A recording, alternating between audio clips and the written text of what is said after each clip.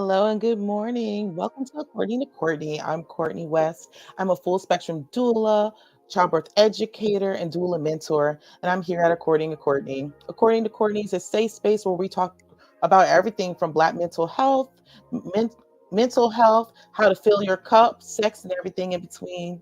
Today, I am so excited to have one of my favorite midwives come and join us and talk about her journey as in becoming a midwife and what experiences that can be for someone. So today I'm so happy to have Zool with us. Hi, good morning, Zool. Good morning, Miss Courtney. How Thank you are for having me. you? I'm doing well. I'm doing well. Thank you for having me. Thank you so much for being here. So, Zool, anytime I have a new guest on, I love to always start out with three questions to just really center us into the space. First, I love to ask, what is your name? Meaning, what's the origin of your name? Where are you from? Where are you from and where your people are from? And then three, what do you want? What information do you want to bring into the space today? Wow. That's only the three questions, right? Only the three questions. Just in passing, like three questions. Um, so my name is actually Sulhail. I am from Puerto Rico, born and raised. And my name, my auntie heard it in the radio, in a show. I think it was like a novella or something, and she wrote it. And so my name is from Iran, and is actually, I have the masculine version of that name.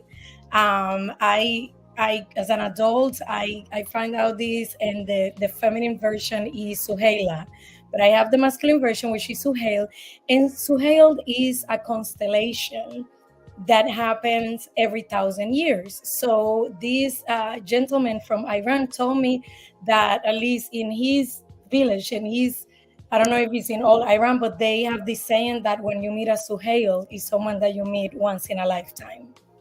Oh, that's so perfect for you. And so yes, and then I'm from Puerto Rico, and I love my island. And then the third, what? Please help me. What I would like people to know. Yeah, what do you want to bring in the space today? What information do you want to share and put on someone's heart to know about Zuhel? I think for me, I've had a journey of perseverance, Yes. and it not in an easy way. Sometimes, is people that have their north very clear, right? And I think for me has not always been the case, and that's why I want to share my journey, and that's why whoever hear me take that out of this, that we have seasons in our lives that are not how we maybe would have chosen it to be, but that doesn't mean that those seasons are going to derail us from what we want. That is so beautiful. So I want to take a moment to hold space for Zul because you always hear, if you look on my social medias or anything about, this is my favorite midwife and this is my midwife. Very territorial over it. So I have to understand this is my sister from another mister. When I started my doula journey in my city, I've been doing it for a year, and Zul had moved here. And she was still a student, and we were at a meeting to each other. We looked at each other, and she's like, "We're gonna be friends forever." And I was like, okay. And just like that, we met, and just it was just an instant click. And Zul gave me my first platform to actually be able to speak about Black maternal health in my own community, and really set me forth on doing a lot of the things when it comes to speaking that I do now. So I was very privileged that we got to work together and have a team of with a Black midwife and myself as a doula, and we had an amazing photographer. So to work together doing home births is really how I got my real start in doing home birth work, was with Zool. So I'm excited to have her and it be full spectrum of, she gave me my first start, and then to have her on my platform doing this. It's all the feels, all the good things. So I'm so happy to have you. So I want to start off with your journey is what led you on this path to do midwifery? So The short version was my first birth, the experience, how I felt after that birth. So I had my first child 19 years ago in Puerto Rico. It was, for me at that time, it was a very traumatic experience. But the interesting now, of course, I have the word for that, right? I didn't walk out of that birth thinking, "Oh, this was pretty traumatic," right? Mhm. I walk out scared. I walk out thinking, "Wow, oh my God, if this is how everyone has a baby, this is the experience," and a lot of things were done to me that like I say is very sad, from everything from I was trapped in a bed, from having a lot of medication because the doctor wanted to go back home in 4 hours without no anesthesia, about not being able to have my family and my friends and my partner with me. I was in a room with four other people, while at some point my doctor was eating a pizza next to me as I was throwing up out of pain and the amount of like um, drugs, which is a pitocin that he have put so that he could go home. And I'm listening to all of these conversations and ended up in a cesarean section that I felt, and with my experience, that was unnecessary because everything happened in 4 hours, so that he could be back home by 10 p.m. Wow. And I'm hearing these conversations. And then they putting me to sleep for 12 hours. So I woke up, I saw my baby, I didn't hold it. And then I woke up, no belly. I didn't even remember. It literally was 12 hours. My cesarean was like at 9:40, and I woke up around 9:30, no belly. My family wasn't there. I had no baby next to me. It was a storm, so half of the hospital I had no electricity. So I woke up because it was no electricity, and the drops, because it was AC, right? So the drops of whatever that accumulation, right, of that liquid was falling in my head. And so I that was, yeah, pretty, I was like, this seems pretty horrible. People ask me, "Oh, how was it?" But Courtney, that wasn't even what made it, and I found out through the years, traumatic, and what made me want to go into this field, thinking like with the desire of like this shouldn't be the norm, is the normalcy of it. That I finished that birth, and then I was telling my story to my cousins, to friends, and the response was like, "Wow, really? Let me tell you what happened to me." And then the bonding was over one horrible story after another horrible story, and then how you really are okay after that. So the message was, it's pretty horrible, that's just what it is, but you're gonna be okay. Just like you have your baby, you're alive, you're good. And I know that's not unique to Puerto Rico at that time, or to other countries, that culture of like, this is just what it is.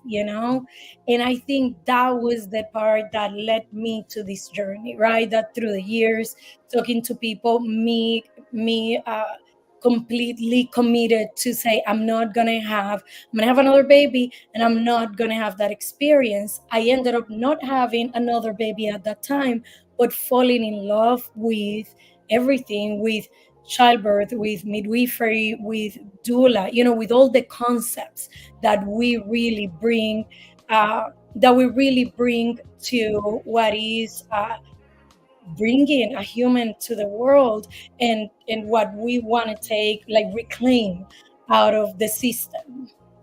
That's that's so hard, and it's so beautiful that you chose to take that pain and go through that, because yes, those are some things that you hear about having births over here on stateside, but not like that. We're not in the space that we're being strapped down to beds all the time and waking up in twilight sleep. That's not what we're doing here, but that is your experience. It's very traumatic, and it is the same bond of, it's okay. Yes, it was bad, but you lived. You Yeah, have your baby, have your so baby. it's okay. And that is the bond. The bond is trauma. Well, it happened to me too. It's okay. That's part of it. And it's like giving birth in motherhood in cultures, our cultures for Black and Brown especially, is trauma. Huh. You're a mom now, and guess what? It's traumatizing. You had a baby, it's traumatizing, and it's normal. It's normal. It's what being, in a way, is this concept of uh, this is this is what it means to be a woman. Yes. Yes. And that's why I do have to say, Courtney, that's why for me, the word woman is very important in my life, in my culture. Not to say that I don't, of course, I, I,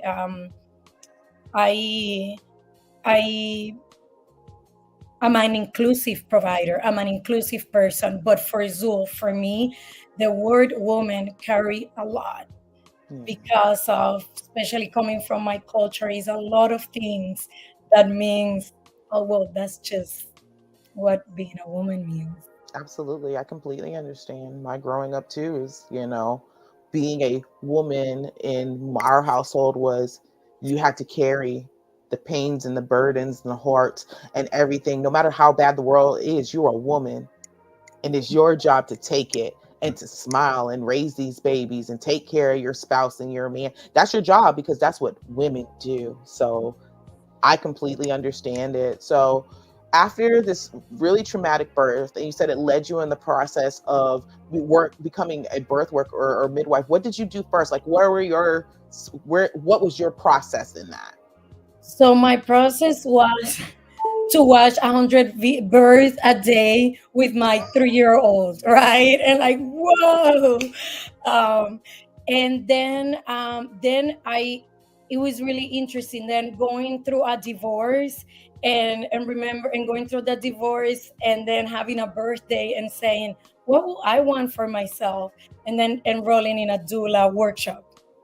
But it didn't stay there. It's interesting, Courtney. It's like for me, it raised a lot of questions. So that's why, as you know, like I took 3 different doula workshops. It was like getting that information. It was almost like therapy. Like I know I was taking a training, but a lot of the things were, it was like someone was speaking to me.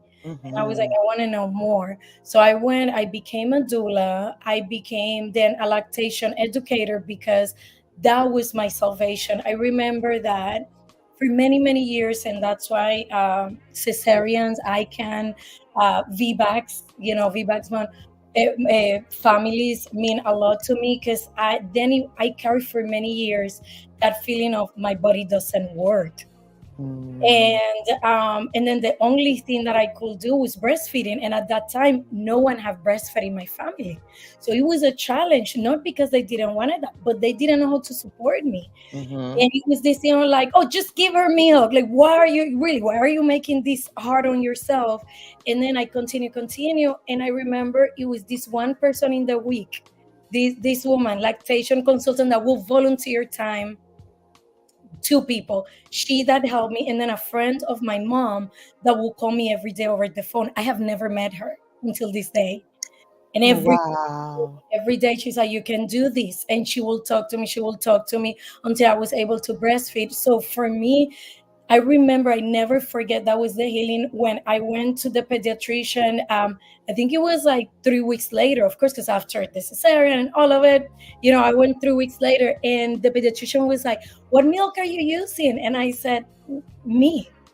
And the baby was huge. The baby had gained at that time.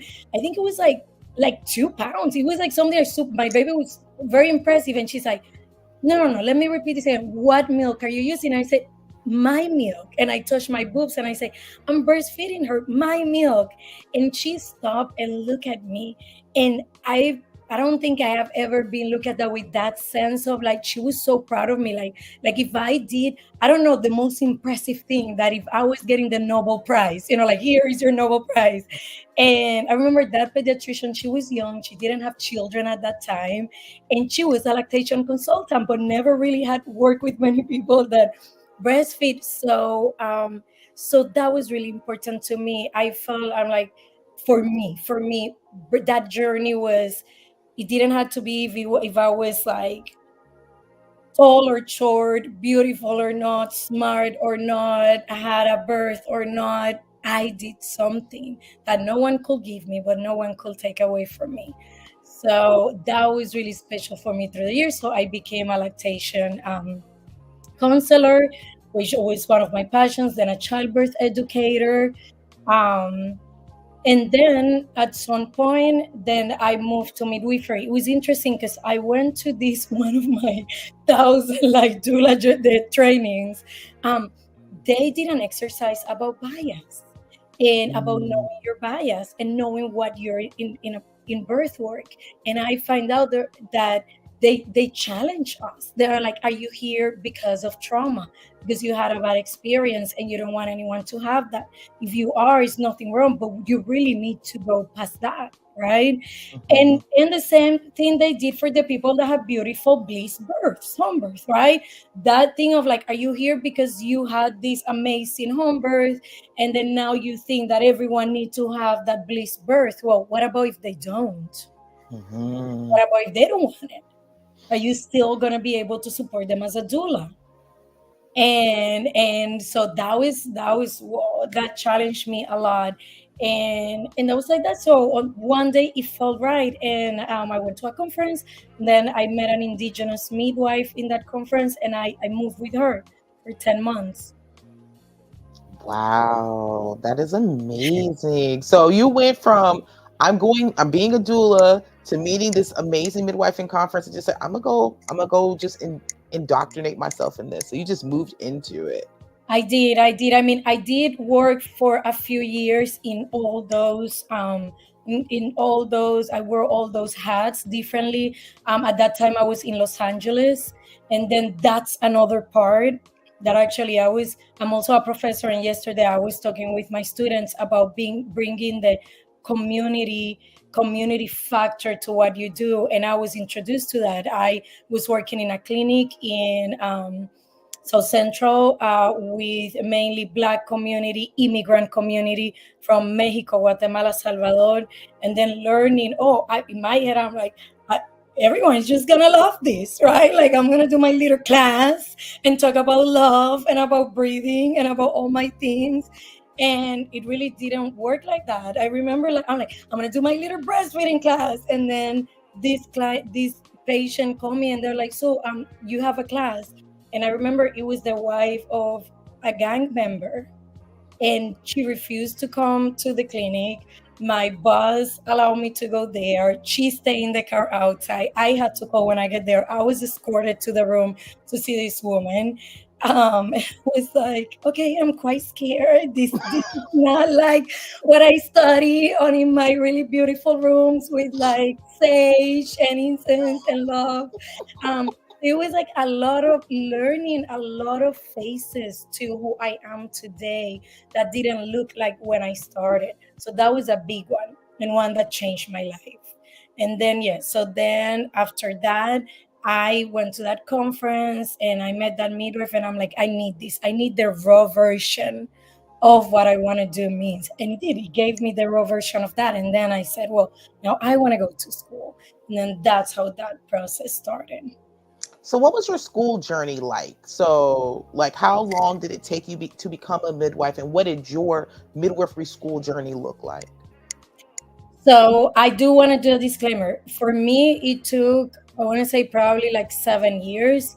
You can go to it. It looks differently for everyone. I'm a dean. I will tell you this later, but I'm a dean in a midwifery school now, and I'm a professor in another school. So every school is different. Usually the journey is anything between, I want to say, 3 to 5 years, especially when we have families, especially because outside of getting, getting the experience with birth outside of the hospital, sometimes it can take a lot of navigating. Mhm. For me, I was around 10 months with Miss Angelina. She's a mentor in my life, and then I left there and I said, okay, I want something different. I want this. But in that particular time in LA, there were only one group, and they were very sweet, but everyone was Caucasian, Mhm. right? And I knew I wanted, except like one midwife, but she already have her students. So I started researching, and that's how I found my beloved mentor, Jenny Joseph. Jenny Mhm. Joseph is a Black woman, a Black midwife that really dedicated her life to she's not from United States, but since she moved here like 40 years ago, 40 and plus years ago, she saw the crisis in the Black community. um, and she took that, she overtook that, and she is, I want to say, the first person that really made midwifery community midwifery in my eyes, right? Absolutely. And you have to navigate, not the let's put a song, let's put a this, when now you're navigating pain, people that are in the street, people that have been abused, people that never heard about this concept. So Jenny had a school, so I moved to Florida, went to Jenny's school for for around a year or so. But as many people will know, and student midwives, I had my family in LA, so it was really hard for my family. So then I had to go back. So I ended up going to National College of Midwifery for around 3 years and plus in Los Angeles, traveling here, and then subsequently moving to Florida. And because it's no reciprocity, having to go back and do another year in Florida and go back again to Jenny School. So I went to two midwifery schools, and I'm licensed in two different states. And it was hard. It was really hard. It was really hard. And I don't think it's ever easy to any student, regardless your color, regardless where you're at. But when you add the piece of the color of my skin, my culture, I'm Hispanic. It was really hard. It was really hard to be in different spaces where I was never necessarily, I received a lot of love, but it took also a lot of navigating with the people, because it was a shock. Like I would be with like Caucasian people, white people, and many people were sweet, other ones were not, right? Because they're like, I hire a white midwife, like someone that looks like me, right? Which we all want that, right? Mhm. And now you have me.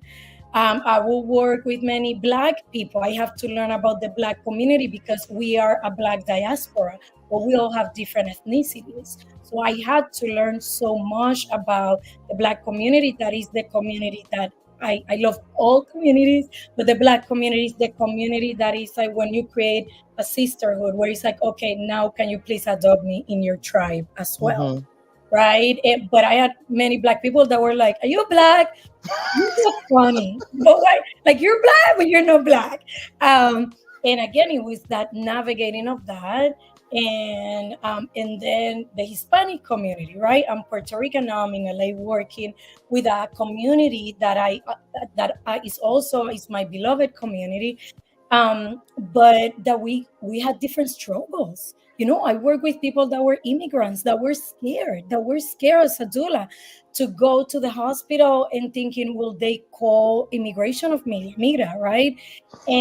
I will think like, well, we speak the same language, we have similar culture, but it's like I don't go through that. I have an American passport because Puerto Right. Rico is an American territory. So it was so much navigating and for a long time feeling like I never found my place, until I opened my own clinic.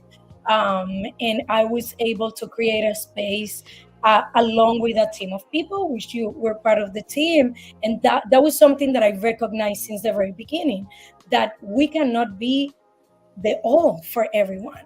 Right. And that's really important. And if again, like if someone sometimes you listen to someone and it's just a few things that will resonate with different people, but it's really important to walk in humbleness and to check our our egos, our heart, our Mhm. love.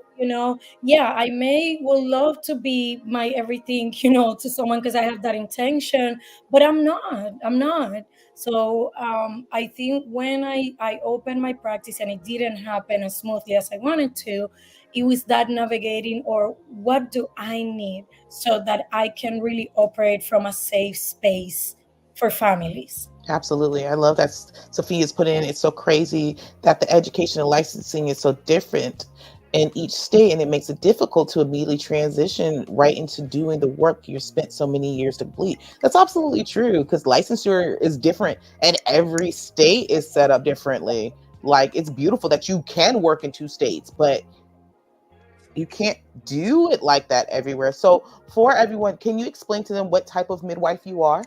Yes. So so I am a community midwife, what is called like a CPM, certified professional midwife. So in the world of midwifery, we have three different categories. You can be a nurse midwife.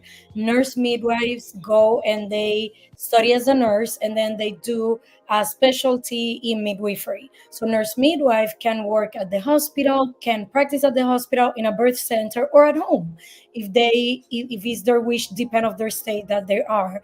Then we have what is called CM. um, that is also another kind of midwifery that is not in all the states, and the same, you go to university, and is a form of like direct entry midwifery, but you can work in a hospital, and usually they will work in hospitals. Mm-hmm. And then you have a certified professional midwife, where we are not nurses. We is a direct entry program, and when we mean by direct entry is that when you start school, all your curriculum is geared that fertility, pregnancy, intrapartum, postpartum, um, well woman, well person care. And then and usually no, someone with a CPM credential will work either in a home birth or in a birth center, or both. Is Mm-hmm. many people that have a birth center and will practice in both. Now, that being said, each state has a different regulation. So you cannot just become a CPM and say, okay, I'm going to Florida and I'm just going to do what I do. You have to go and go through the process of whatever requisites are in Florida. And once you do that, you have to pay for the licensing, and that makes you a licensed midwife Mm-hmm. in any particular state that you are. So that's why when you see our name, I will put CPM LM. So that, Mm-hmm. no, I am certified here. So that is my the kind of midwife that we are.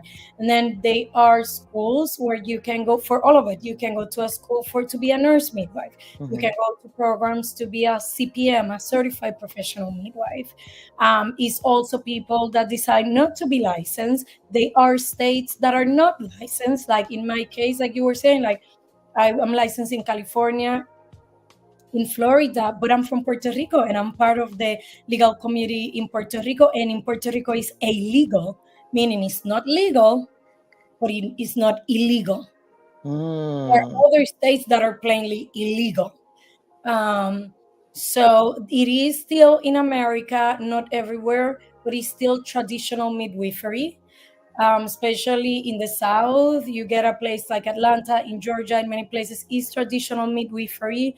Um, and in different communities, in the Black communities, indigenous communities, mainly, I want to say mainly, and then that is another area, right, Mm-hmm. of midwifery, and a choice that people decide, hey, I don't really, and that comes, is a choice, and Right. depending on the state that you are, carry some consequences. Yeah. And then I do have to add here that is another concept that the last few years have taken a lot of. It's just very, very, you will see it in social media in many communities, is the concept of free birthing. As a Yeah. midwife, I do not subscribe to that, and it's really important for me to leave clear that that is not part of midwifery. That a lot of people that do free birthing as an essence, I absolutely support it, and believe in it, and it's beautiful. Free birth, as I knew it when I started as a midwife, there were families that decided to educate themselves and say, I want to have the baby on my own for many reasons. Maybe they didn't have a skilled provider, maybe they really wanted to do that, but it was the families doing that by themselves and educating.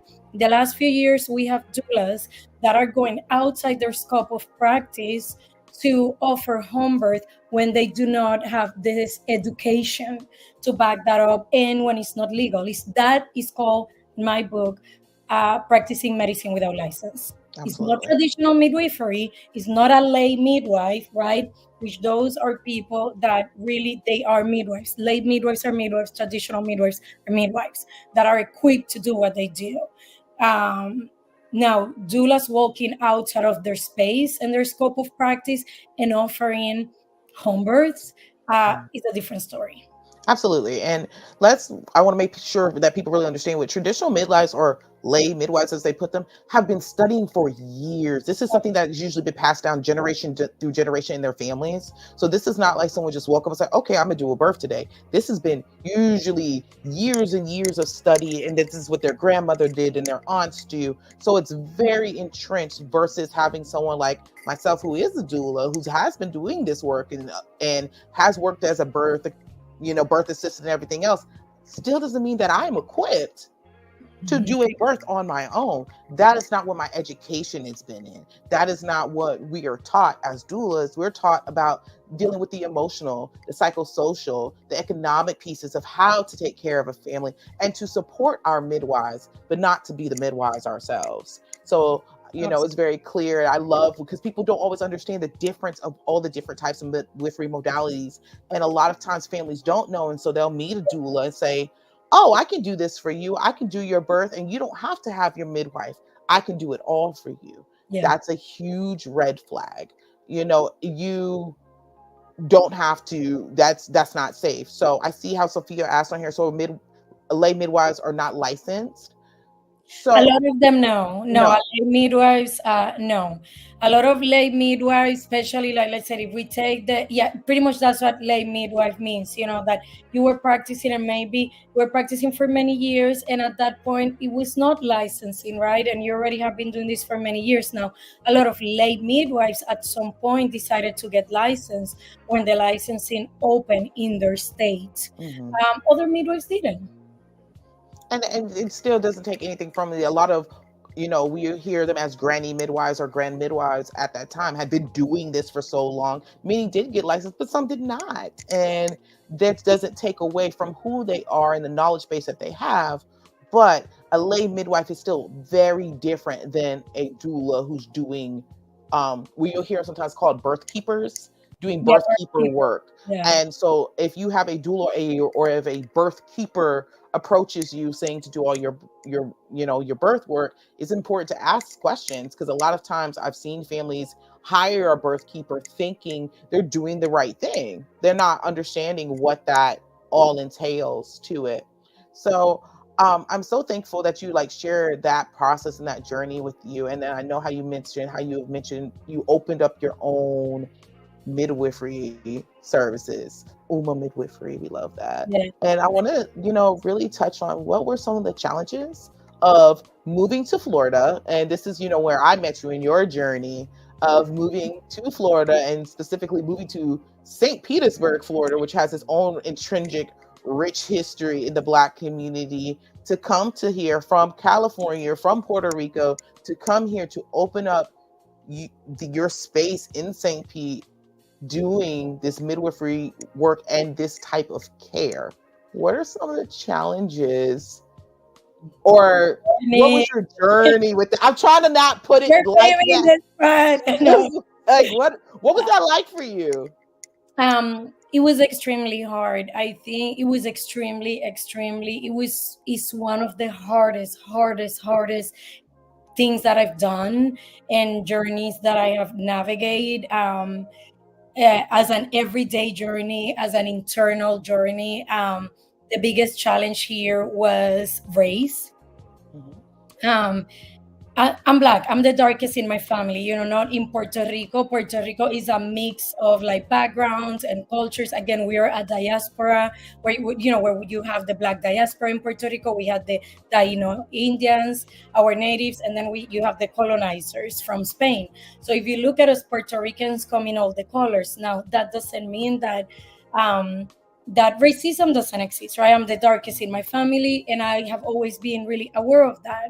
But at the end of the day, we all speak the same language. It's an island, so we do what we do. Then I went to California, and yes, I started learning about race in America, and all the nuances, everything, slavery, how long, how in Puerto Rico slavery ended a long time ago, but that wasn't the same thing in America, right? Mm-hmm. So it was navigating race there, but still is a big city, is California. I had clients, I have friends, all colors that love me, supported me, respect me, and then I come to Florida. And first of all, midwifery is not necessary. I don't know if the word is developed, right? Again, Los Mm-hmm. Angeles is a wealthy city where you have many midwives that are charging what they understand that is fair to charge and getting that, right, from Right. the community. Now I come here, and it's not the same. Here, there are a lot of birth centers. There are not necessarily a lot of community midwives working solo.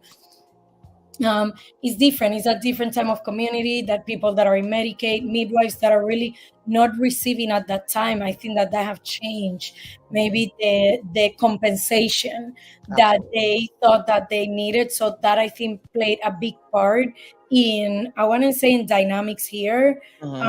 Um, and then then race. Every single midwife here was white. Still in my city.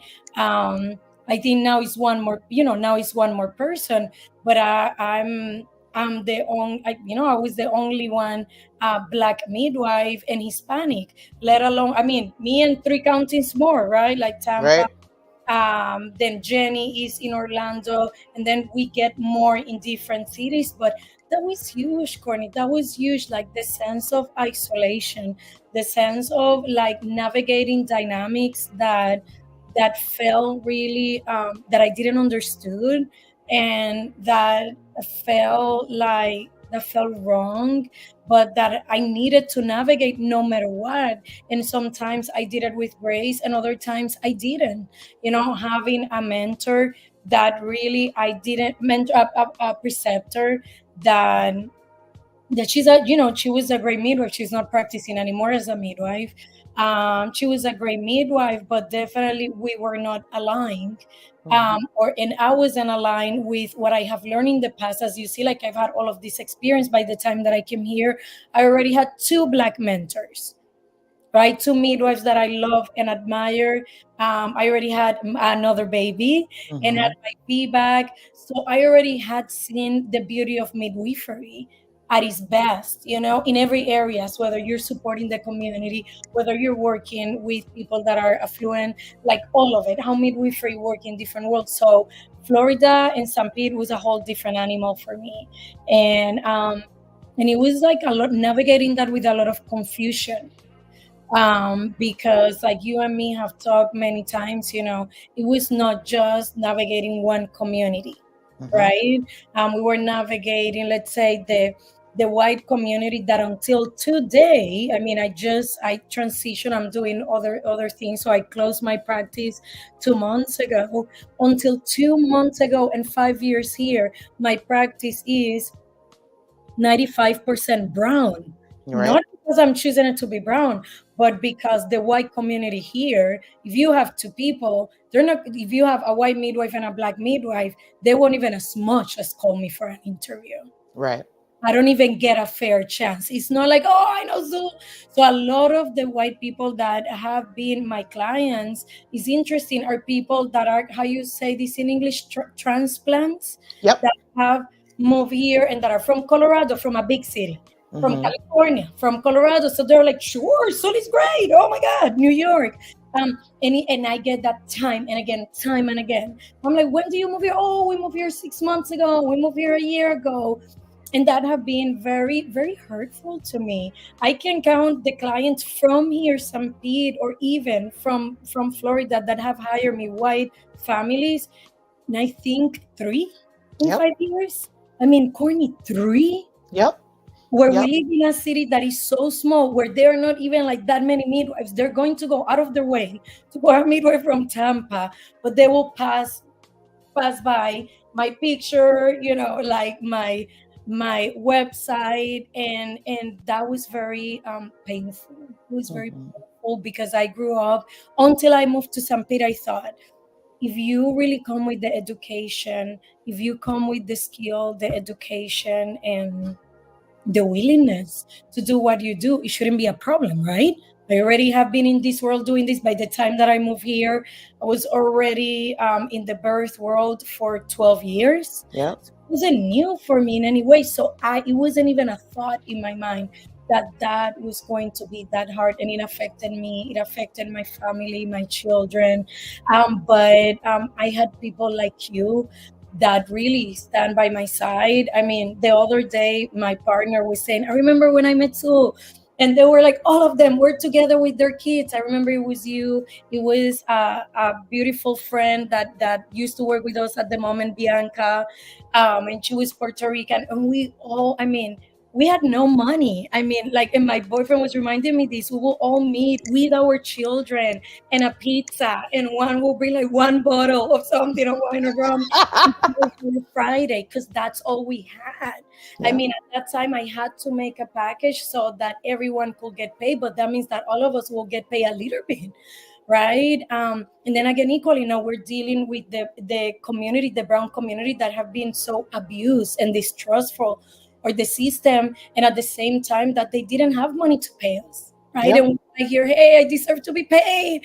I need to pay my rent too. And they want in our services, and how many births we did for free for help families. So it was really a hard time, because everything just seemed hard. Even when we were helping people, we know we're helping someone, right? We know this Right. is great, but they don't know that. Right. And I feel like that was the hardest part with doing this work and this, it's crazy when the newspaper wants to put you on the top front page and do all of this, but not paying us for our Yeah. time. You wanted our stories, you wanted our trials and tribulations of what we're doing, but we're not getting paid. Yeah, We're doing it. or the families are paying, Right. but they Yeah. want our services. Like, we're calling, we're like, Black women are dying in the hospital. Please help me. I'm scared to go to the hospital. And he's like, what do you do? And then again, because midwifery here is not integrated, it's like, okay, here I am doing a birth for $500 that my counter white midwife is getting paid $5,000. Right. And then not only you're getting that birth, then you have a team that we're having to split $500 to just make it, and we're doing it out of heart space, Yeah. not but what that takes at it. So at this time, we're going to take our break, and we're going to go do our music for the week, and we're going to come back and talk about what are you doing now. I love it. Let's do it. All right. Great topic. Everything is amazing. I'm loving it. And today's show is going to be sponsored by Blast Radio 247.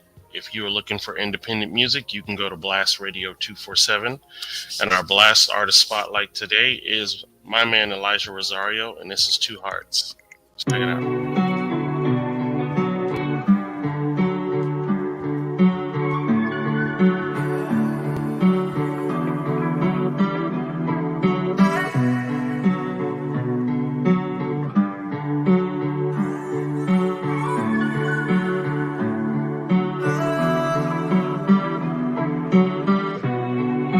Living in a time with no facts, just all opinions. Truth is, baby, this time is all gifted. Every moment with you around, girl, I'm winning, alive and so lifted, yeah. Don't wanna live my life with a mask on, or make it seem like every lesson should be a sad song. I put it all in perspective. We got a right to be reckless. Let's take a chance on us. Give this a try, really test our love. See where it goes, see how we end up. You could be mine forever. We can't fear no stress. What tomorrow brings or what happens next. You ain't gotta worry, girl, I got your back. I'm always here whenever. We all need a love that can make us feel at home. Through the good and the bad, all the nights when you feel alone. And there's no place I'd rather be than here in your arms. Here I am, just a man giving you the key to my heart.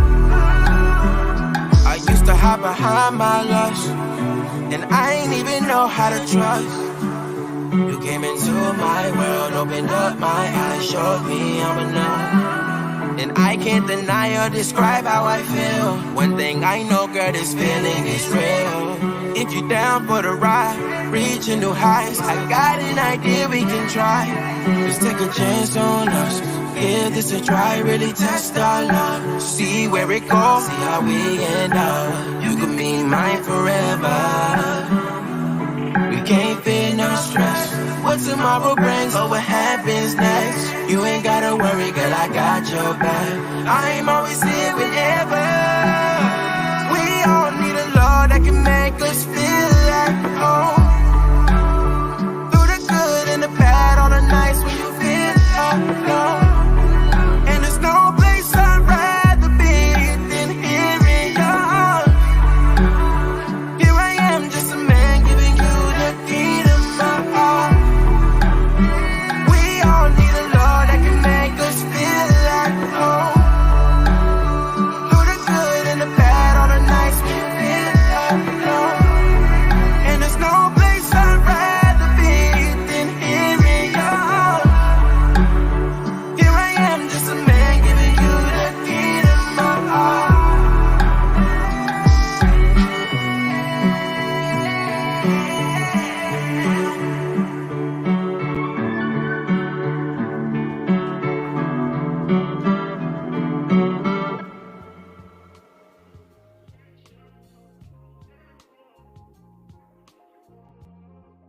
And that was Elijah Rosario with Two Hearts. And if you are an independent artist or a spoken word poet or even an up and coming comedian looking for some exposure, you can go to blastmusic247.com and register for free. But Blast is also looking for the fans. For you guys that love great music, you can also go to blastmusic247.com and register as a fan for free and have access to hundreds and hundreds of independent music. Blast, changing the industry one artist at a time. All right, ladies, back to y'all. Thank you so much. I always love the different artists that we have. That was an amazing song. So I want to just like recap what you talked about is like, about what a hard time it was and just, being in this city and, doing the work and getting recognition, but not getting the paid and the need for this. And also, hold space to give you your flowers. It's my show. I can do that. And just to be like, working side by side with you and watch the hypocrisy of this community, of how white midwives did not only not support you, but try to degrade you in the process, try to destroy you in the process. Even people from the community try to destroy you from the process because not knowing how you fit and where you fit.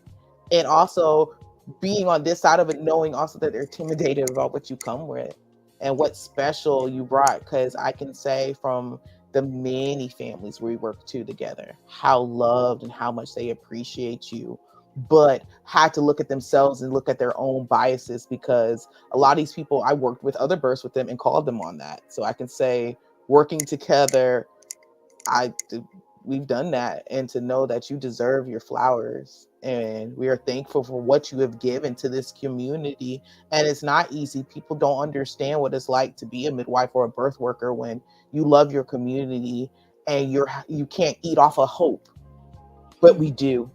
And to understand that, because people think that we're in these platforms and you're like, oh, you must make all this money. It's like, no, we work 3, 4, 5, 6 different jobs and trying to feed ourselves and our sisters to be able to continue to do this work so that we continue to exist.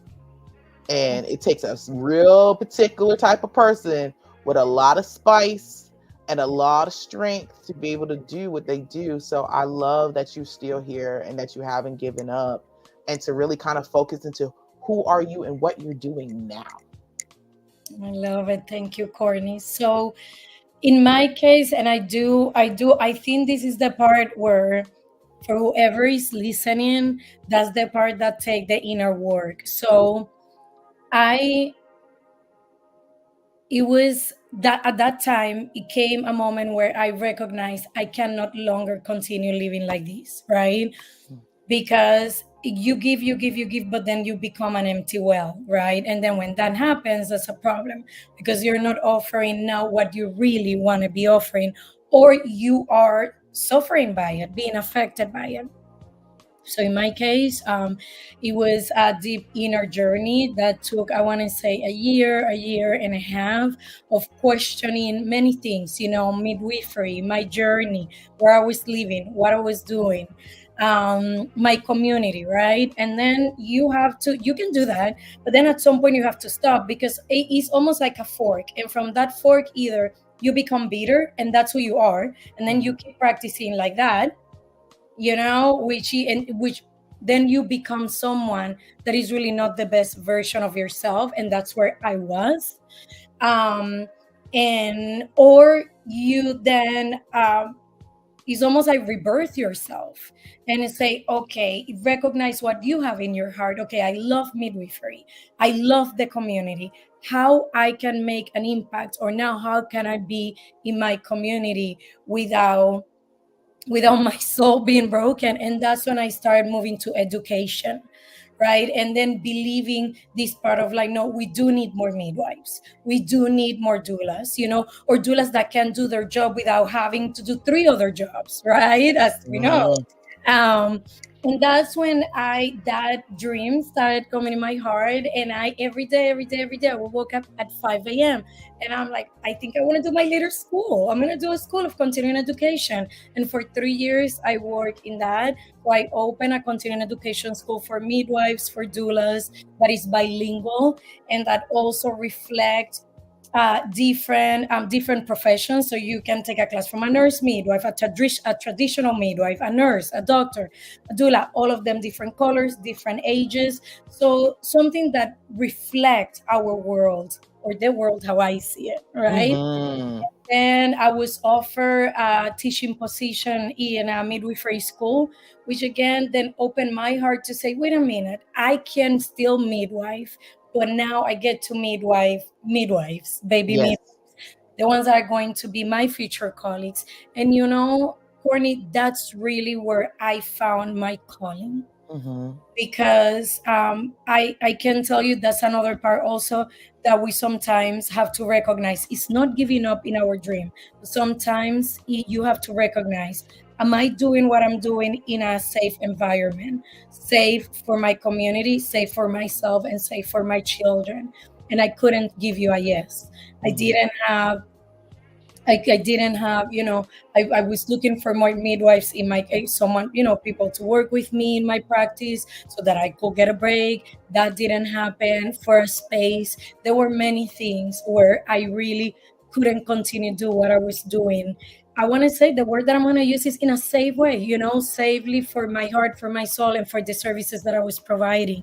So I decided to step back and then continue in education. And I felt really happy, really, really happy. And it really felt like that was my journey now, right? I did my journey for 13 years in that area. And now, I mean, in all of them, right? I've been a midwife around 5. So, but then now I moved to midwifery, to education, and then that led me to right now I'm the dean of one of the midwife schools that I went with my mentor Jenny Joseph, which again is the only school founded and directed by a Black midwife in America. And that is huge. And for me, that at some point became my dream. It was like, okay, I'm navigating all this. Now, this is the time when we give back to the people that had struggles for 40 years before us, but that opened the path for us. And that's when we say, okay, so now I see you because I lived it. So now let me continue the legacy. I love it. And thank you so much. And thank you, Sophia. We love you. And I think she said on here is really awesome. I really love what you all do and your passion. It's not easy finding medical professionals that really like or to connect with. I would love to come take a trip. Like listen, we come to St. Pete. I'll show you all the places. This is how I indoctrinated Zool when she first moved here. I say, you hungry? What do you eat? Come on, let's go. So, and we love what we do. And I want to give you all the flowers. And I want y'all to say that again for the ones in the back. Who's the Dean of Common Sense? Right? Yeah. The only institute ran, directed, and made by a Black woman. What? And who's the dean? So to all the haters in Pinellas County, Hillsborough County, and Armed Force, look what she did. Yes. Yeah. So, and that says a lot. And that is so beautiful to just keep people in mind that dreams change when you're doing birth work. Like, it changes all the time. Thank you, Carla.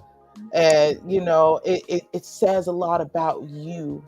You didn't let it beat you when this could have beat you. And I feel like a lot of times midwifery has been set up when it comes to Black and brown people to beat you. It'll break you down about trying to find preceptors. A lot of times you have white preceptors who haven't dealt with their own biases with midwifery. And especially in Florida, there's not a lot of people who haven't been doing it in this area for very long. So you're dealing with a lot of different things. And you still showed up. You still kept going. You didn't give up. And you also, what I want other people to understand, you gave a platform, not just for me, but for a lot of Black and brown midwives and birth workers to stand up and say, we're here and we're doing the work and we deserve to be compensated.